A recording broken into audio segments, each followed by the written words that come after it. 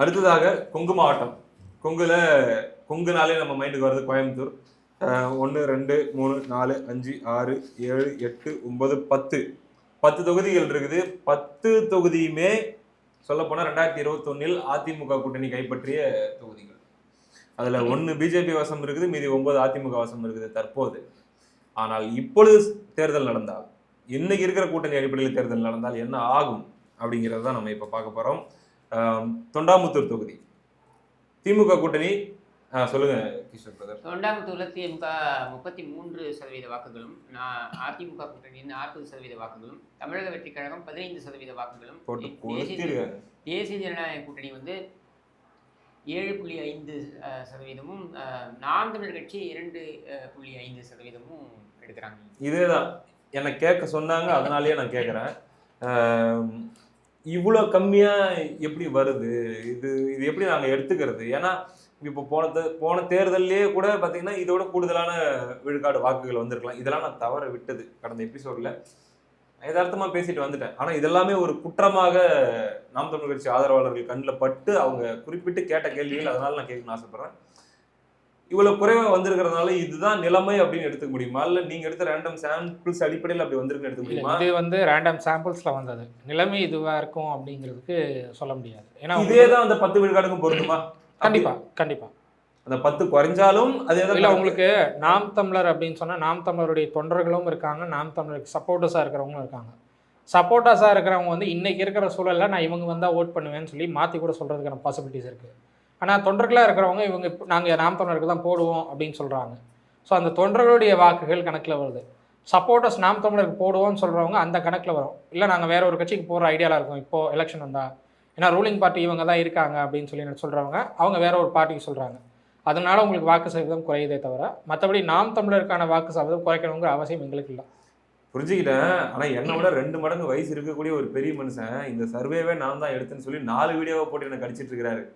ஓய்வெடுங்க, rest எடுங்க, நல்லபடியா இருக்கு. என்ன சொல்றதுன்னு தெரியல. இதான் இந்த மனுஷன் எடுத்தது.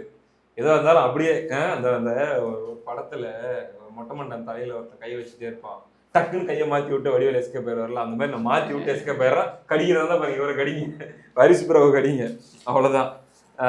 அதனால தொண்டாமுத்தூர் தொகுதியில இதுதான் நிலவரம். அதிமுக கூட்டணி தற்போதுள்ள அதிமுக அணியே தொண்டாமுத்தூர் தொகுதியை கைப்பற்றும் அப்படின்ட்டு உங்களுடைய சர்வே சொல்லுது. அடுத்து தொண்டாமுத்தூர் எஸ்பி வேலுமணி அவர்களுடைய கோட்டையாவே மாறி, கோட்டைகள் அதை உடைக்கிறது ரொம்ப கஷ்டம் என்னை பொறுத்தவரை. பொதுவாக கொங்கு அப்படின்னா என்டிஏவோட பர்ஃபார்மன்ஸ் கொஞ்சம் வெயிட்டாக இருக்கும். அங்கே பிஜேபி கொஞ்சம் நல்லாவே வளர்ந்துருக்காங்க அப்படிங்கிறது தவிர்க்க முடியாத உண்மைதான். கிணத்துக்கடை தொகுதி கிஷோர் பிரதர் நீங்க சொல்லுங்களேன். 35% வாக்குகள், கிட்டத்தட்ட 35% வாக்குகள் திமுகவும், 33% வாக்குகள் அதிமுகவும், தமிழக வெற்றி கழகம் 6% வாக்குகள் தமிழக வெற்றி 6%, தேசிய ஜனநாயக கூட்டணி 10%, நாம் தமிழர் கட்சி 3% இங்கே வராங்க. ஆனால் இதில் பார்த்தீங்கன்னா ரொம்ப ஹையாக இருக்கிறது யாருக்கும் கருத்து சொல்ல விரும்பவில்லை அல்லது எலெக்ஷன் டைம்ல யோசிச்சு பண்ணிக்கிறோம் அப்படின்ற மாதிரி 13% இருக்காங்க. இதுல இந்த தொகுதி தற்போது அதிமுக வசம் உள்ள தொகுதி. ஆனால் உங்களுடைய கருத்து கணிப்பின்படி இந்த தொகுதியை அதிமுக இன்று இழக்கிறது, மார்ஜின்ல ஒரு 3 விழுக்காடு வித்தியாசத்துல இழக்கிறாங்க அப்படின்னு சொல்லுது. ஏதேனும் ஒரு அணி அமைந்தால் அந்த தொகுதியை அசால்ட்டா தட்டி தூக்கிடுவாங்க. இல்லை, இங்க உங்களுக்கு குறையதுக்கான காரணம் என்னன்னா பாஜக வளர்ந்துருக்காங்க. இந்த தொகுதியை பொறுத்தவரை குறிப்பிட்ட அளவு பாஜக வளர்ந்துருக்காங்க. அதிமுக வாக்குகளை தான் அவங்க குறி வச்சு வளர்க்குறாங்க. அதிமுக வாக்குகளை தான் அவங்க திமுக வாக்குகள் அப்படி பாதுகாப்பா இருக்கு. திமுக வாக்குகளை டச் பண்றது கூட யோசிக்கிறாங்க பாஜக. அவங்களுக்கு என்னன்னா அதிமுக ஒரு சாஃப்ட் ஓட்டர்ஸா பார்க்குறாங்க பாஜக. புரிஞ்சுக்கிட்டேன். ஸோ அந்த சாஃப்ட் ஓட்டர்ஸ் நம்மளுக்கு சப்போர்ட்டிவாக இருப்பாங்க அப்படிங்கிறதுனால அதிமுக மட்டுமே டார்கெட் பண்ணுறது இந்த கிணத்துக்கடவு தொகுதியில் பார்க்க முடியும். சிறப்பு. மொத்தத்தில் இந்த தொகுதி இன்று தேர்தல் நடந்தால் அதிமுக வசம் உள்ளது, திமுக கைக்கு மாறும் அப்படின்னு உங்களுடைய சர்வே சொல்லுது. கூட்டணிகள் மாறினால் மாறலாம், முடிவுகள் மாறலாம். பொள்ளாச்சி தொகுதி தற்போது அதிமுக வசம் உள்ள தொகுதி. இன்று தேர்தல் நடந்தால் ஹரிஷ் பிரதர் சொல்லுங்க.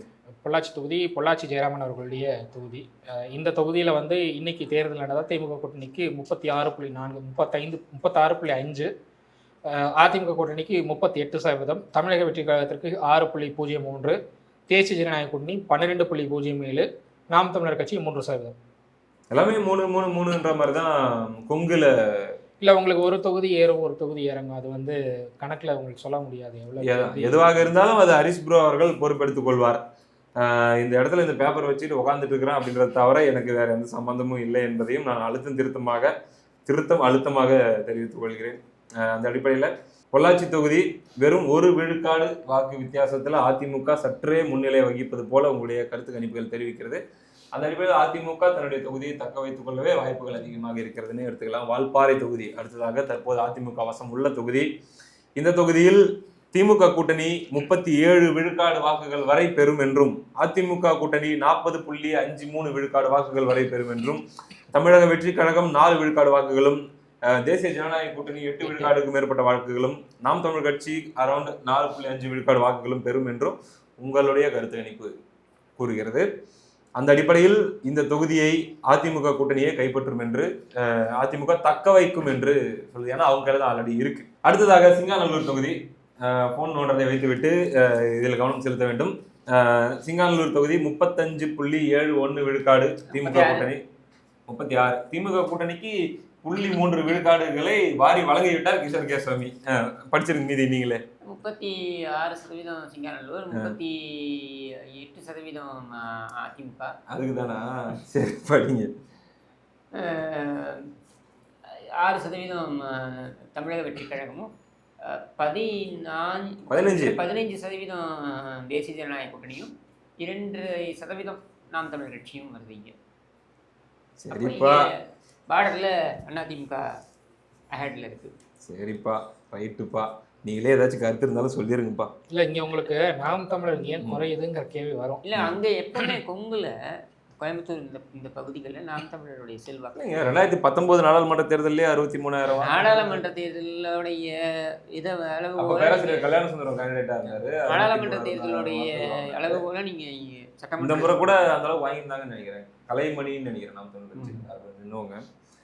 சரி, உங்களுடைய சர்வே சொல்லுது. சொல்லுங்க, நீங்களே சொல்லுங்க. சிங்காநல்லூர் தொகுதியை அதிமுக கைப்பற்றும் இல்லையா? அதிமுக கைப்பற்றும். நான் எபிசோட்லயே சொன்னேன், கிஷோர் பிரதருக்கும் ஹரிஷ் பிரதருக்கும் ஞாபகம் இருக்கும், நாம் தமிழர் போன்ற கட்சிகளுடைய வாக்குகள் அவ்வளோ துல்லியமா கணிக்க முடியாத வாக்குகளா இருக்கும். உங்களோட லார்ஜர் ஸ்கேல்ல இவங்க அதிகாரம் பிடிப்பாங்க, இவங்க அதிகாரம் பிடிக்க மாட்டாங்கன்னு சொல்லி உங்களால் கணிச்சிடலாம். பிரச்சனை என்னன்னா, நாம் தமிழருக்கு நிரந்தர வாக்கு வங்கி இல்லை. அவங்களுடைய வாக்கு வங்கி ஏறவும் செய்யும் இறங்கவும் செய்யும். அது எப்படி ஏறும், கடைசி நிமிடத்தில் திடீர்னு ஒரு ஹைப் கூட ஏறும். அதுதான், அது எப்படி ஏறும் எப்படி இறங்கும்னு சொல்ல முடியாது. அது அந்த நிரந்தர வாக்கு வங்கி இல்லை அப்படிங்கிறப்போ உங்களால இல்ல நிரந்தர வாக்கு வங்கின்றதை நம்ம எப்படி எடுத்துக்கலாம்? இப்போ நிரந்தர வாக்கு வங்கி உங்களுக்கு சிவகங்கை போன்ற மாவட்டங்கள் அதிமுக உங்களுக்கு வந்து 25% நிரந்தர வாக்கு வங்கி, திமுக 25% நிரந்தர வாக்கு வங்கி, பாஜகவுக்கு 5% நிரந்தர வாக்கு வங்கி, பாமகவுக்கு 4% அப்படியே தான் மெயின்டைன் பண்ணுவாங்க. அது மாதிரி மெயின்டைன் பண்ணக்கூடிய வாக்கு வங்கி நாம் இன்னும் 2-3 தேர்தல் பார்த்தா தான் ஐடியா கிடைக்கும்னு சொல்ல வரீங்க. கண்டிப்பா அந்த அடிப்படையில் தான் சொல்ல வரீங்க இல்லையா? ரைட். விஜயகுமார் அவர்கள் வாரம்லேயே சின்ன ஒரு வேலையாக ஒரு ஊருக்கு போயிருக்காரு. ஸோ அந்த இடத்த நான் ஃபீல் பண்ணாமல் வந்துருக்கிறேன். பிரதர், கோயம்புத்தூர் மாவட்டம் ஆல்ரெடி நீங்கள் கொஞ்சம் பார்த்துட்டீங்க, ஒரு 4-5 தொகுதி பார்த்துட்டீங்க. சூலூர்லேருந்து ஆரம்பிப்போம், சொல்லுங்கள். சூலூர் தொகுதியில் திமுக கூட்டணிக்கு 34%, அதிமுக கூட்டணிக்கு 35.22%, தமிழக வெற்றி கழகத்திற்கு 6.04%, தேசிய ஜனநாயக கூட்டணிக்கு 16.11%, நாம் தமிழர் கட்சிக்கு 5.02%. ஓகே, இது எப்படி பார்க்குறீங்க சார்? சூலூரை பொறுத்த வரைக்கும் உங்களுக்கு என்னென்னா, முன்னாடி வந்துட்டு தேசிய ஜனநாயக கூட்டணியோட அதிமுக இருந்த காரணத்தினால உங்களுக்கு அவங்களுடைய வெற்றி வந்து சுலபமாக இருந்தது கடந்த தேர்தலில். இப்போ வந்து உங்களுக்கு அதே தேசிய ஜனநாயக கூட்டணி பார்த்தீங்கன்னா கிட்டத்தட்ட 16% அவங்க நிற்கிறாங்க அப்படின்னு. நல்ல வளர்ச்சி. அது வந்து நல்ல வளர்ச்சி இல்லை. அந்த பகுதியில் பாஜகவுக்கு ஒரு ஹோல்டு இருக்குது இல்லையா? ஸோ அதனால் அது உங்களுக்கு காட்டுது.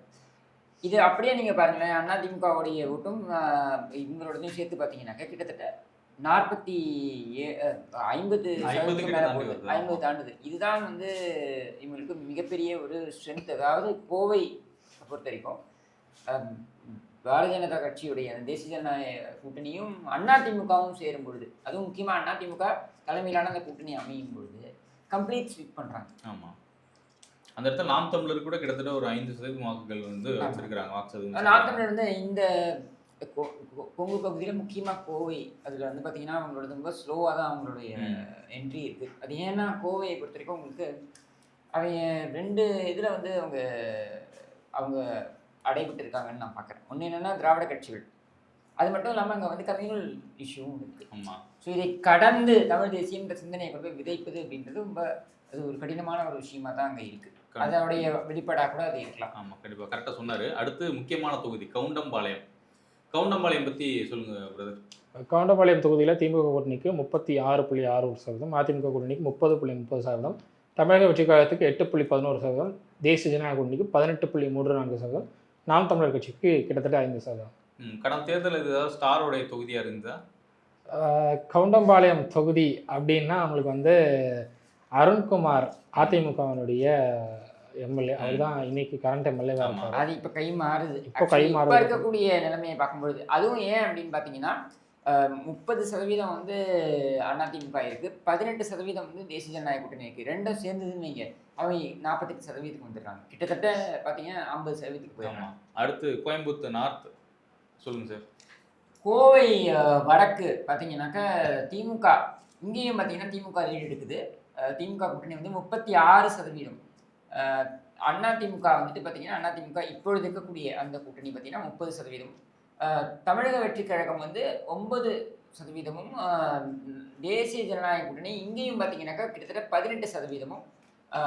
நாம் தமிழர் கட்சி அவங்க வந்து 5% அவங்க வந்து வராங்கன்னு பார்க்க முடியுது. இங்கேயும் அதே தான், அதே நிலைமை தான். அதாவது அதிமுகவும் தேசிய ஜனநாயக கூட்டணியும் சேர்ந்துருந்தா இது வந்து அவங்க ஒரு ரீச் பண்ண முடியாத ஒரு ஸ்வீப்புக்கு அவங்க போகிறாங்க.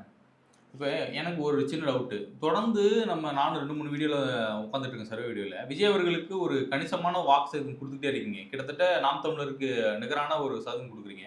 எதன் அடிப்படையில்? அவங்கெல்லாம் ஃபேன்ஸ்னா இல்லை அது அங்கே இருக்கக்கூடிய மக்கள் வந்து விஜய் நாங்கள் விஜய்க்கு ஓட்டு போட போகிறோம் அப்படின்னு சொல்கிறவங்க நம்மளுக்கு வந்து டிவிக்கு லிஸ்ட்டில் வந்துடுறாங்க. ஃபேன்ஸுங்கிறவங்க அவங்கள லிஸ்ட்டில் நம்ம சேர்க்கறது இல்லை. ஓகே. அவங்க வந்து நாங்கள் வேறு கட்சிக்கு நாங்கள் ஓட் பண்ண போகிறோம் அப்படிங்கிற ஒரு மைண்ட் செட்டில் இருந்தாங்கன்னா அவங்க அந்த கட்சிக்கான லிஸ்ட்டில் தான் வருவாங்களே தவிர அவங்க வந்து டிவிகே லிஸ்ட்டில் வர மாட்டாங்க. ஓகே.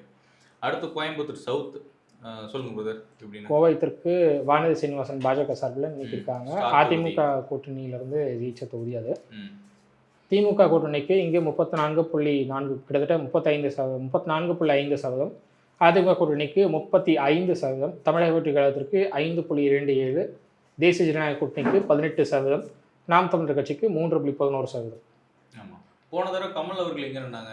இதே கோவை தெற்கில் தான்.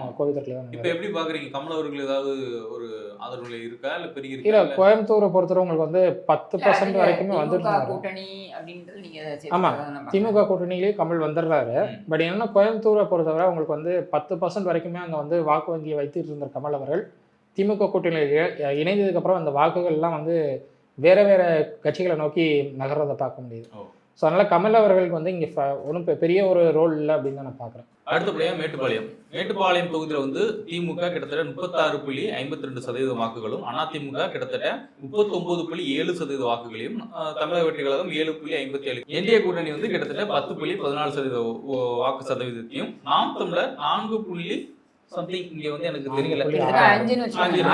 எப்பவுமே 4-5க்கு மேல போகுதுன்னு நீங்க 4.5க்கு மேல இல்ல, இது 5க்கு மேல போறதுனால அது கரெக்டா சொன்னா சண்டைக்கு வந்துருவாங்க. நீங்க வேற பிரியாகுமார் வாங்குற அடியெல்லாம் நம்ம வாங்கிட்டு இருக்க முடியாது. நீங்க பிரியகுமார் வந்து அவர் வந்து நாம் தமிழர் கட்சியுடைய அங்கமாக பார்க்கப்பட்டதுனால அவர் அப்படித்தான் பேசணும் அப்படின்னு அவங்க எதிர்பார்த்தாங்க. அதாவது நாம் தமிழர் கட்சிக்கு 50% வாக்குகள் இருக்கு அப்படின்னு அவர் சொல்லணும். அவரால் சொல்ல முடியல. ஏன்னா அவர் எடுக்கல இந்த சர்வேவை. புரியுது. சர்வே எடுத்தது வந்து ஹரிஷ். சரியா? இதை வந்து படிக்கிறது மட்டும் தான் நாம படிக்கிறோம். சரியா? இதை அனலைஸ் பண்ணி நாம படிக்கிறோம், அவ்வளவுதான். இதை எடுத்தது ESTக்கு. அண்ட் அவர் வந்து என்ன நம்பர்ஸ் இப்போ சொல்றாரு. நீ ஏத்துக்கிறது ஏத்துக்காத அவங்க விட்டது. நீ ஏத்துனா அவனை நம்ம யார்ட்ட போய் சொல்றோமா? நீ எடுத்துக்காத. நீ இருக்கு. பல இந்நாள் எம்எல்ஏக்களும் முன்னாள் எம்எல்ஏக்களும் அமைச்சர்களும் கூட இதை பார்த்துட்டு கருத்துக்களை சொல்லியிருக்காங்க. சரியா? அவங்க வந்து என்னன்னா அவங்களுடைய கருத்துக்கள் பார்த்தீங்கன்னா ரொம்ப தெளிவாக இந்த சர்வேலாம் பார்த்தோம் தம்பி, இந்த மாதிரி இருக்கு, இதுல சில சேஞ்சஸ் இருக்கலாமோ, இப்படி இது ஏதோ ஏத்துக்கிற மாதிரி இல்லையே, இப்படிதான் பேசியிருக்காங்க தவிர்த்து அவங்க வந்து களத்தில் இருக்கக்கூடியவர்கள். அதனால அவர்களுக்கு இந்த மாதிரி தகவல் நம்ம சொல்லும் பொழுது அவங்களுக்கு அது உதவுது. எதுக்கு உதவுதுன்னா தங்களை அவர்கள் சரிபார்த்துக் கொள்வதற்கு இது உதவுது. சரியா? நாம இவங்க சொல்றாங்க இது உண்மையா இருக்குமோ, இது சரி பார்க்கணுமோ அப்படின்னு அவங்க நினைக்கிறாங்க. ஏன்னா அவங்க ஆட்டத்தில் இருக்காங்க. இப்ப இங்க வந்து கருத்து சொல்லக்கூடியவர்கள்லாம் என்னன்னா கட்சி மேல பற்று கொண்டவர்களா இருக்கலாம், இல்ல கட்சி உறுப்பினர்களா இருக்கலாம், இல்ல மாற்று கட்சியை சேர்ந்தவர்களா இருக்கலாம், இந்த கட்சிக்கு எப்படி நீ இவ்வளவு சப்போர்ட் தர அப்படின்னு சொல்லக்கூடியவர்களா இருக்கலாம். சரியா? இவர்கள் இதை பார்த்து மாற்றி வாக்களிக்க வேண்டும் அப்படின்னு நினைக்கிறது நம்மளுடைய எண்ணம் கிடையாது. இந்த சர்வே வச்சு இதுல யார் ஜெயிக்க போறாங்கன்னு காமிக்கிறோமோ அவங்களுக்கு தான் நீ ஓட்டு போடணும்னு சொல்லக்கூடியது எங்களுடைய வேலை கிடையாது. அது எங்களுடைய ஸ்ட்ராட்டஜியும் கிடையாது. எங்களுடைய ஸ்ட்ராட்டஜி என்னன்னா, இங்க அரசியல் களத்தில் இருக்கக்கூடியவர்கள், அதாவது அரசியலில் ஒரு ஆட்டக்காரர்களாக இருக்கக்கூடியவர்கள், ஆட்ட நாயகர்களாக இருக்கக்கூடியவர்கள், இவர்களுக்கு இந்த தகவல் பயன்படும் அப்படின்னு தான் நம்ம சொல்றோம். கண்டிப்பா. நான் கூட ஒரு முக்கியமான ஒரு பிரமுகர்கிட்ட போய் பார்க்க போனேன், அதிமுக பிரமுகர் பார்க்க போன போது அவர் வந்து ஒரு நிமிஷம் இருங்க, நீ தான் எடுத்தீங்க அந்த சர்வே அப்படின்னு, அந்த இடமலம் சர்வேவா, ஒரு நிமிஷம் இருங்க அப்படின்ட்டு கூப்பிட்டு எடுத்துட்டு வந்து ஹோல்டர் வச்சிருக்காரு. எப்படி சார் உங்களுக்கு கிடைச்சிச்சுன்னு கேட்டேன். அதெல்லாம் நாங்கள் எடுத்து வைப்போம் அப்படின்னாரு. ஏன்னா அவங்களுக்கு இது இந்த மாதிரி டேட்டா இன்ஃபர்மேஷன்ன்றது அவங்களுக்கு தேவைப்படும். அதுல எவ்வளவு உண்மை இருக்கு உண்மை இல்லைன்றதை அவங்க தெரிஞ்சுப்பாங்க. அதனால பிரியகுமாரை வந்து ஏதோ அவர் திட்டமிட்டு ஏதோ ஒரு அஜெண்டாவில் வந்து பேசுவதாக இவங்களா எல்லாம் கரெக்டாக, அதாவது எல்லாத்தையுமே ஒரு கான்ஸ்பிரசி தியரி, எல்லாமே ஒரு சூழ்ச்சி இப்படின்னு நினைச்சிட்டு தான் நினைச்சிட்டே இருக்க வேண்டியதான். Correct sir. நாம் தமிழர் வந்து 5%ங்கிறது அவங்க அங்கே இருக்கிற நம்ம சாம்பிள்ஸ், ரேண்டம் சாம்பிள்ஸ் தான் அவங்களுக்கு வந்திருக்க ரிசல்ட்டு. அங்கே என்ன சுச்சுவேஷனுங்கிறது அங்கே இருக்கிற மாவட்ட பொறுப்பாளர்கள், அங்கே இருக்கிற நிர்வாகிகளுக்கு தான் தெரிய வரும். அவங்க என்ன பண்ணணும் அப்படின்னா, இந்த சர்வே ரிப்போர்ட்டை பேஸ் பண்ணி கட்சியை நம்ம எப்படி பலப்படுத்தலாம்னு பார்க்கணுமே தவிர, அதை விட்டுட்டு எப்படி நீங்கள் இவ்வளோ கொடுக்கலாம் அவ்வளோ கொடுக்கலாம்னு கேட்டால் அது வந்து ஒர்க் அவுட் ஆகும். அது வந்து நாம் தமிழ் கட்சின்னு சொல்ல அனுதாபில் சொன்னது. இப்போ நம்ம மேட்டுப்பாளையத்துக்கு வருவோம். மேட்டுப்பாளையம் பொறுத்த வரைக்கும் நீங்கள் ரெண்டு நினைக்கிறீங்க, உங்கள் கருத்து என்ன? மேட்டுப்பாளையம் சர்வே ரிப்போர்ட் வந்து நம்மளுக்கு சொல்கிறது அதிமுக ஃபேவராக இருக்குது அப்படிங்கிறது தான் நம்மளுக்கு தகவலாக இருக்குது. ஸோ அதனால் அதிமுக பொதுவாகவே கோயம்புத்தூர் அப்படி எடுத்துட்டிங்கன்னா அதிமுக கோட்டை அப்படின்னு சொல்லலாம். அதை தான் இங்கே பிரதிபலிக்குதுன்னு நான் பார்க்குறேன். அடுத்தபடியாக கரூர் மாவட்டம். கரூர் ரொம்ப முக்கியமான மாவட்டம். ஆமா, கிட்டத்தட்ட ஏன்னா 4 தொகுதி. கரூர் கேங் திருபாய் பாலாஜியோடைய ஊர் அது. அதனால இதுல என்னன்றதை பார்ப்போம். சில குறிப்பிட்ட முக்கியமான சமூகங்களும் அங்க இருக்கிறாங்க. அவங்களோட வாக்கு இந்த முறை கண்டிப்பா தேவை. ஓகே, ஃபர்ஸ்ட் அரவக்குறிச்சி ஆரம்பிச்சலாம் சார். உங்களுக்கு தான் கரெக்ட். அரவக்குறிச்சி எனக்கு ரொம்ப ஃபேவரட் தொகுதின்னு சொல்றேன். ஏன் ஃபேவரட் தொகுதினா, முதல்ல சட்டமன்ற தேர்தலில் 2021 சட்டமன்ற தேர்தலில் கிட்டத்தட்ட 18 நாட்கள் நான் வந்து அங்கே பிரச்சாரம் மேற்கொண்டேன். அந்த தொகுதியில் ஒரே ஒரு விஷயம் என்னன்னு பார்த்தீங்கன்னாக்க, நான் பார்த்த வரைக்கும் அது வந்து ஒரு இடத்துலேருந்து இன்னொரு கிளஸ்டர், ஒரு இடத்துல இருக்கக்கூடிய வீடுகள், அதுலேயே இன்னொரு கிளஸ்டர் வீடுகள் பார்த்தீங்கன்னா பயங்கர டிஸ்டன்ஸ். ஸோ தொகுதி வந்து பெரிய தொகுதி, வாக்காளர்கள் அடிப்படையில் இல்லை, அந்த பரப்பளவின் அடிப்படையில் அது பெரிய தொகுதி அப்படின்னு நம்ம சொல்லலாம். ஆனால் இந்த தொகுதியில் பார்த்தீங்கன்னா இது வந்து பாரதிய ஜனதாவுடைய மாநில தலைவர் அண்ணாமலை அவர்களுடைய சொந்த தொகுதி அது அங்கே தான் அவர் போட்டியிட்டார் 2021. ஆனால் இன்னைக்கு இருக்கக்கூடிய நிலவரம் என்னன்றதை நம்ம பார்ப்போம். சொல்லுங்க. அரவக்குறிச்சியில் திமுக கூட்டணிக்கு 49.41, அதிமுக கூட்டணிக்கு 33.26%, தமிழக வெற்றி கழகத்திற்கு கிட்டத்தட்ட 6%, தேசிய ஜனநாயக கூட்டணிக்கு 7.21%, நாம் தமிழர் கட்சிக்கு 3.3%. ஆமாம். என்னன்னா, ஒரு தேசிய கட்சி, அதுவும் இந்த கட்சியை வளர்க்க வேண்டும் என்பதற்காக மாநிலத்தில் மிக அதிகமாக உழைத்திருக்கின்ற நபர் என்று அவருடைய கட்சி தொண்டர்களால் வந்து கருதப்படக்கூடியவர் அப்படின்னு பார்க்கக்கூடியவருடைய தொகுதியில் அவர் வந்து 7.2%, இதுவும் நல்ல அச்சீவ்மெண்ட் தான், இல்லைன்னு சொல்ல முடியாது. பட் அதை கிராஸ் பண்ணுறதுக்கு அவர் கஷ்டப்படுறாரு அப்படின்றத நம்மளால் பார்க்க முடியுது. இதில் இன்னொரு பெரிய பிரச்சனை, இங்கே பிரச்சனைன்னு நான் சொல்ல மாட்டேன், பட் இஷ்யூ இருக்கக்கூடியது என்ன அப்படின்னு பார்த்தீங்கன்னா, விஷயம் இருக்கக்கூடியது என்னன்னு பார்த்தீங்கன்னா, இங்கே வந்து அந்த பள்ளப்பட்டி அப்படின்ற அந்த இடத்துல இருக்கக்கூடிய, அது வந்து முஸ்லிம்ஸ் நிறைய இருக்கக்கூடிய பகுதி. அது அங்கே வந்து பார்த்தீங்கன்னா ஒரு கன்சாலிடேஷன் ஆகுது, போலரைசேஷன் ஆகுது. ஸோ அந்த மாதிரியான ஒரு சிக்கல் நிறைந்த ஒரு கட்சி. ஆனால் அது ஒரு இடம், அது தொகுதி. அது அதில் தேசிய ஜனநாயக கூட்டணியோட அதிமுக போட்டியிட்டாலும் சரி, தமிழக வெற்றி கழகத்தோட சேர்த்தாலும் சரி, நாம் தமிழர் கட்சியோட போனாலும் சரி, யாரோட போனாலுமே திமுக கிட்ட வர முடியாது. ஏன்னா கிட்டத்தட்ட 50% இருக்காங்க, 49% இருக்கு திமுக கூட்டணியோடைய ஆதரவு நிலை. So it is very difficult. அதை பிரேக் பண்ணுறது ரொம்ப கஷ்டம் அப்படின்னு தான் நான் பார்க்குறேன். அடுத்து கரூர் கிட்டத்தட்ட திமுக கூட்டணி 40.17% வாக்குகள் வச்சிருக்காங்க. அதிமுக 40.81%, 41% வாக்குகள் வச்சிருக்காங்க. தமிழக வெற்றி கழகம் 6% வாக்குகள் வச்சிருக்காங்க. NDA 5% வாக்குகள்கிட்ட நெருங்கி இருக்காங்க. NTK கிட்டத்தட்ட 5.65, அவங்களுக்கு கிட்டத்தட்ட 6% வாக்குகள்கிட்ட நெருங்கி இருக்காங்க. எப்படி சார் பாக்குறீங்க கரூரை? கரூரை பொறுத்த வரைக்கும் நம்ம தெரியும் ரெண்டு பவர் ஹவுசஸ் அப்படின்னு சொல்லலாம். ஒன்று வந்து என்னன்னா இவர் நம்ம விஜயபாஸ்கர், கரூர் விஜயபாஸ்கர். அவர் வந்து தொகுதிக்காக நிறைய பண்ணியிருக்காரு. இன்ஃபேக்ட் செந்தில் பாலாஜி அவர்கிட்டையும் இருந்தவர் தான் அப்படின்னு பார்க்கும்பொழுது அந்த தொகுதியில் வந்து அதிமுக கடந்த முறையே பார்த்தீங்கன்னா கடுமையான போட்டி நிலவியது அப்படின்னு தான் சொல்லணும்.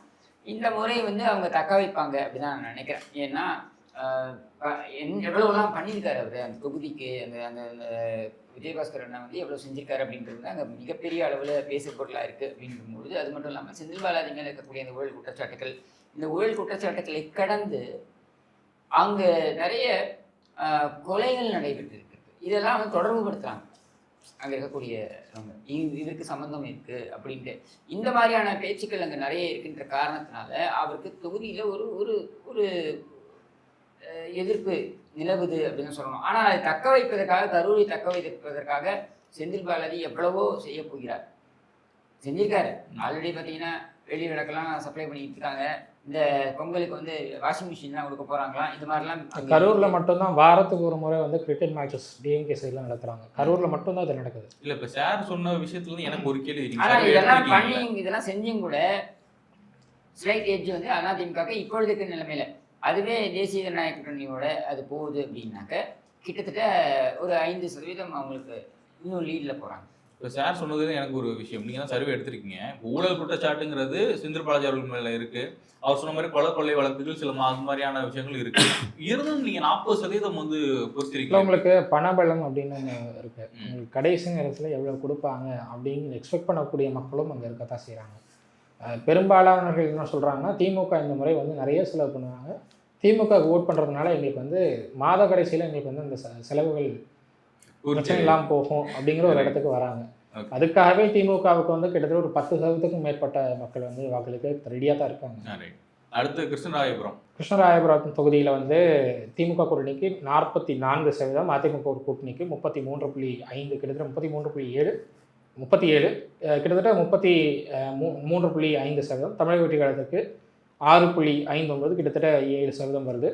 தேசிய ஜனநாயக கூட்டணிக்கு 5.38, கிட்டத்தட்ட 5.5% கிட்ட வராங்க. நாம் தமிழர் கட்சிக்கு 6.63, கிட்டத்தட்ட 7%. அங்கே கிட்டத்தட்ட நான் ரெஸ்பான்ஸும் கொஞ்சம் அதிகமாக இருக்க மாதிரி தான் தெரியுது.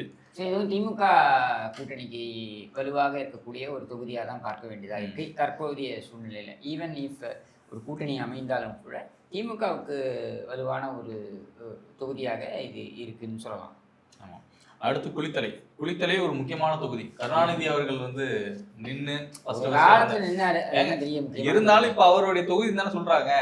போட்டோம். குளித்தலை தொகுதி திமுக அவங்க கைவசம் தான் வச்சிருக்காங்கன்னு நினைக்கிறேன். ஏன்னா 47.87% வாக்கு சதவீதமும், அதிமுக 30.32%, தமிழக வெற்றி கழகம் 4.76%, இந்திய கூட்டணி 5.27, என்டிகே வந்து 8.18% வாக்குகளை வச்சுட்டு இருக்காங்க. சார் நீங்க எப்படி பாக்குறீங்க குளித்தலை? அகைன் குளித்தலையில் பார்த்தீங்கன்னாக்கா திமுக மிகப்பெரிய லீடு எடுக்கிறாங்க. இந்த லீடு மேட்சே பண்ண முடியாது. சர்வே எடுத்தவரை அவங்க பாருங்க மிரண்டு போய் வந்துட்டு இருக்காரு. 48% நிற்கிறாங்க அப்படின்னு எடுக்கிறாங்க அப்படின் போது அது மிகப்பெரிய ஒரு லீடு தானே. அந்த லீடை வந்து மேட்ச் பண்ண முடியாது அப்படின்னு தான் நான் பார்க்குறேன். என்ன காரணம் நினைக்கிறீங்க குளித்தலை? இல்லை, உங்களுக்கு குளித்தலை திமுக கோட்டையாக இருக்குன்னு சொல்லலாம். ஓகே. ஸோ அதனால் வந்து திமுகவை லீட் பண்ணணும், திமுக அகேன்ஸ்டாக ஒரு நல்ல கூட்டணி அமைந்தால் மட்டும்தான் அதுக்கான பாசிபிலிட்டிஸ் இருக்குன்னு பார்க்க முடியும். ஓகே. கூட்டணி அமையாத சூழலில் நம்ம இந்த சர்வே எடுத்திருக்கோம். கூட்டணி அமைஞ்சதுக்கப்புறம் அது ஒரு க்ளோஸ் ஃபைட்டாக இருக்கிறதுக்கான பாசிபிலிட்டிஸ். நீங்கள் சிட்டிங் எம்எல்ஏ யாருன்றது சொல்லி ஆரம்பிங்க நெக்ஸ்ட் டைம். ஓகே. ஒவ்வொரு தொகுதியிலையும் யார் இப்போ கையில் வச்சுருக்காங்க, அது கை மாறுதா அப்படின்றத நமக்கு தெரியணும்.